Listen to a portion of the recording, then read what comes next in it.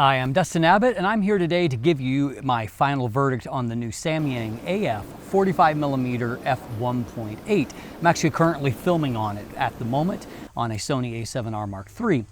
Now, the Samyang AF 45mm is a lens that is designed only for Sony FE or Sony mirrorless. It is designed for FE or full frame mirrorless. However, obviously it can be used on APS-C as well, where it will give you an angle of view that is somewhere in the vicinity of between 67 and 68 millimeters, right along in there.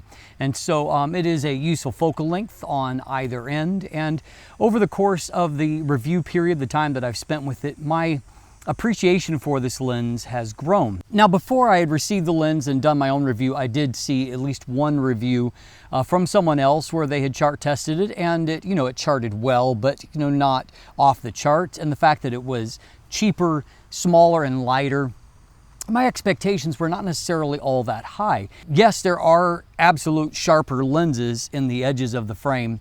However, what this lens has, as we're going to see in this review, it has, number one, it's very, very useful because it's extremely portable, and so that is a huge asset. But the second thing that it has is that undefinable quality of just beautiful rendering. It's kind of hard to put your finger on it, but those of you that have used some really good vintage lenses, for example, you will know exactly what I'm talking about, where some lenses they just render in a way that you really like the images that come out of the lens. And so in many ways, the Samyang is a little bit of a mix of the best of both worlds, in that it gives you beautiful rendering that has almost a vintage quality to it, but it also gives you modern autofocus and higher sharpness and contrast than what lenses from the past were typically capable of. And so in many ways, I think that Samyang has actually done a really fantastic job with the optics of this little tiny lens that, if you look at it, it's extremely small and compact. And so, you might revise your expectations down, because we've almost been trained to associate really huge, a lot of modern lenses are much larger than what their counterparts from the past were. And so we have been, trained to think that you have to have this huge lens in order to get great optical performance. What we get sometimes, not always, but sometimes, is lenses that are so overcorrected that they have kind of lost all of their character. But Samyang has managed to nail, I think, what is at the heart of what true photographers are looking for, and that is lenses that create images that they love. Not clinical chart results that they love, but images that they love. So, taking a look at the build and design, you can check out more information here in my first look episode. But what you have got is a lens that is beautifully made, but really, really small and compact. It is not a pancake lens, but it is smaller even than a lens like the 55mm f1.8 Sony Zeiss lens. And so, small enough that it's an easy, natural fit on either full frame or on APS-C mirrorless as well. And so it's really nice there. It's under 200 grams in weight. You can throw this into your bag, and it comes with a nice little protective case. You can throw it into your bag and not notice the weight at all. You can carry it, mounted on a body, not notice the weight at all. And again, with so many modern lenses being so huge, you have to make a really deliberate decision to bring them along. I'm really enjoying this little lens because I just throw it into my bag. If I shoot it, fine. If I don't, also fine, because I don't feel like I've carried the weight of the world on my shoulders, to carry the lens and bring it along. And so really great there. The only area that I will knock when it comes to the build is that we had seen on Samyang's previous most recent release, and that was the 85mm f1.4 for Sony. It had weather sealing both at the the lens mount, along with some internal seals at a few different points, 4 different seal points. And that was a great step in the right direction, and one that I praise Samyang for. Unfortunately, we have regressed here in that this lens has, at least that I can tell or that I've seen in any promotional literature, it has no weather sealing. And in fact, I did shoot with it in the rain one day, just mostly because I got caught in a rainstorm. It's not that I went out to shoot with it, but I had it on me, and I had no case with me because it was kind of a sudden squall that came up. And what I found is when I got home, there was a little bit of moisture in between the seat, the lens mount, and my A7R III body, because there's nothing there and so I had to wipe that moisture up. And there was a little bit of moisture on the contacts, and so the first time I reattached the lens right there, it didn't recognize initially. I had to dry things off. it was all fine. So there was no permanent damage to the lens. However, just know that if you're going to be shooting in inclement weather, you might want to take another lens as your option there. On a positive note, it comes with the lens hood. The lens hood is really quite diminutive, but fortunately it's not really a big factor because the lens is surprisingly flare resistant. It does quite a good job. There is a little bit of, at wide open, you'll see a little bit of a prismatic haze around the epicenter of the light, but it's quite artistic and so comes across well. Stop down contrast is really strong. There's only minor ghosting artifacts, and so fortunately it's not a big lens hood, but it doesn't need a big lens hood. It does quite a good job with that. Now, in a secondary episode, we took a look at the actual image quality, and I recommend that you look at that because I really broke everything down in detail and kind of showed you why I really love the lens. It's very sharp in the center of the frame. The corners lag a bit behind, and so I actually compared it to the much more expensive 50mm f1.4 Sony Zeiss planar lens that I own. And again, I compared it to that because I don't have a comparable 45mm to compare to, and I do have, that's my Sony 50mm lens. So maybe not a fair comparison because there's a huge difference in price, $399 to more like $1,500, and so I get that. However, the Samyang compared quite well in the center of the frame. You could start to see a difference mid-frame near the bottom, and then definitely in the corners. Stop down, the gap, the Samyang definitely improves in the corners, but of course so did the Sony Zeiss, and it's fantastic in the corners, incredibly sharp, high contrast. And so, you're gonna have to shoot at even smaller apertures, around f3.5, f4, and then there, f4, f5.6, f8. It's very, very sharp and competitive there all across the frame. So buying this for corner-to-corner sharpness, if that's your priority, is that's not going to be its absolute strength. Neither is it perfectly corrected for chromatic aberrations. I didn't find any real issue with chromatic aberrations, and it's particularly the more noticeable purple fringing. What I did see is some green fringing and bokeh highlights on some occasions.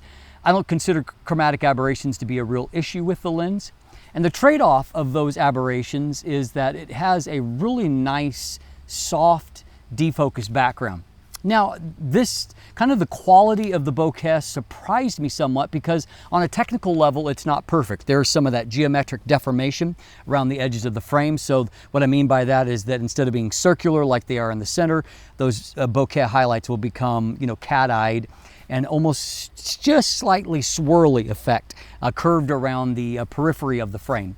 But what it also has is really, really soft, really beautiful background blur. And also, it's not just the amount of blur, which is surprising by how nice it is, considering this isn't a particularly long focal length and it's not a particularly large maximum aperture. And so it does a really great job of creating beautiful background blur despite that. But where I think it really shines is it has really beautiful color rendering in the bokeh.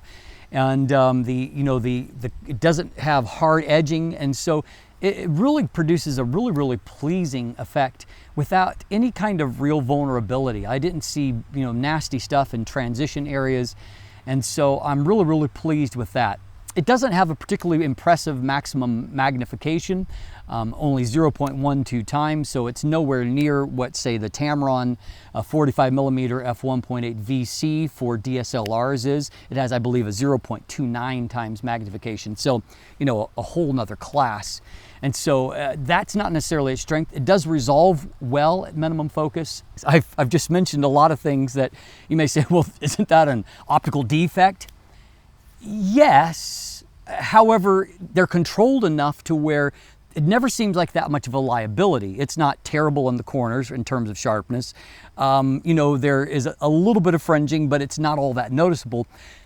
But the combination of those things not being perfectly corrected gives a lens that has a lot more character and desirable images that, it has that kind of undefinable it quality that so many modern lenses lack. And so I really love the images. It worked really well, as a portrait lens, and added to that is that the autofocus is very effective. What the Samyang has is a modern linear focus motor that is fast, quiet. It's very fast in operation. It's much more akin to the performance of the Sony Zeiss 55mm F1.8 when it comes to autofocus. I found that IAF worked really well. We were talking about portraiture, and I found that it nailed almost unerringly eyes for a portrait at a variety of different focus distances, and it also worked well in pet IAF, and so I got some beautiful images of pets along there. And so as far as human portraits, I shot in a variety of venues, both natural light and then strobing, using, as I am right now, I'm using some Rotolight products to light the set, which is nature. But, you know, just using a variety of different things, I got really pleasing results, good focus accuracy when it came to that. And so I also found in action situations, I shot, for example, some runners running during softball, and so, you know, running fast around the bases. And I found that I actually got really good focus results even in that. So the autofocus keeps up. And so, you know, overall, I think you've got a really good autofocus. It also autofocuses well when it comes to video. And so let's jump in and let's take a look at video performance here for a moment.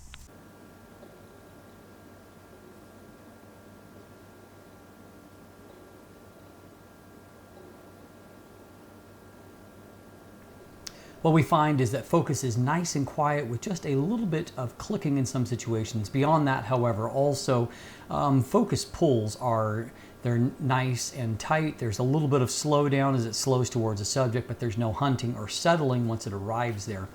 Other thing that's positive is you can see that even at f1.8, the image quality is really crisp. And there is a certain quality to the footage that we'll see in other clips that shows that it really has a lot of character. For example, here in the grass, we see the flare that comes through, and it's a beautiful pattern. In this case, whether we're shooting at full frame where there's beautiful color and nice soft bokeh, and then we can switch over to a Super 35, and so we've got a crop factor, and so it's a little bit tighter of a framing, still very nice. Also, you can see here that even at wide apertures, the detail is really crisp, but the subject kind of jumping off.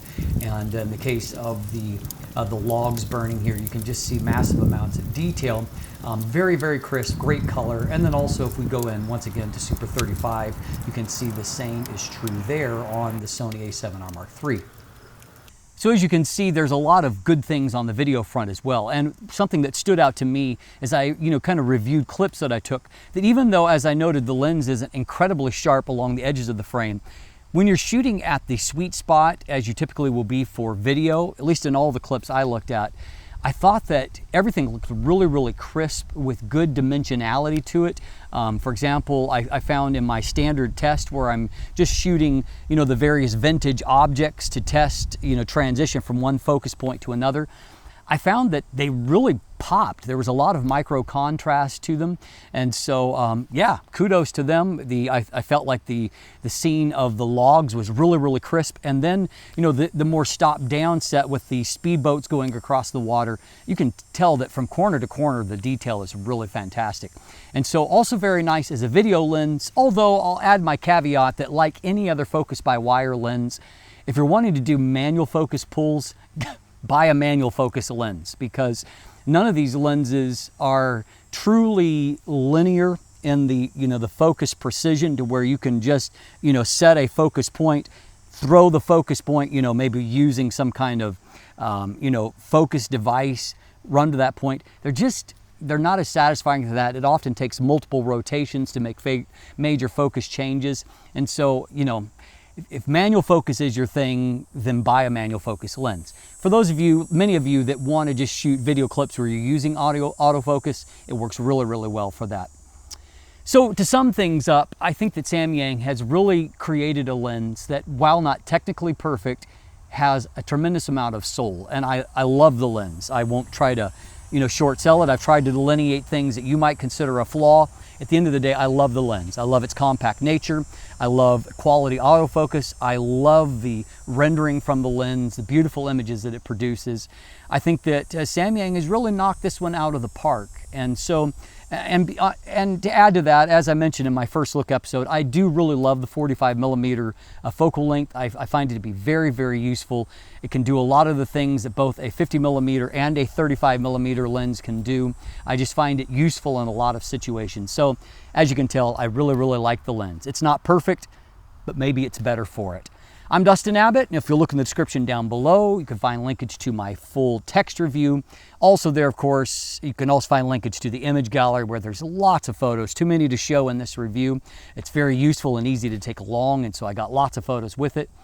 You can also find a linkage there if you would like to purchase one for yourself, also to follow me on social media, sign up for my newsletter, become a patron, and if you haven't already, please click that subscribe button right here on YouTube.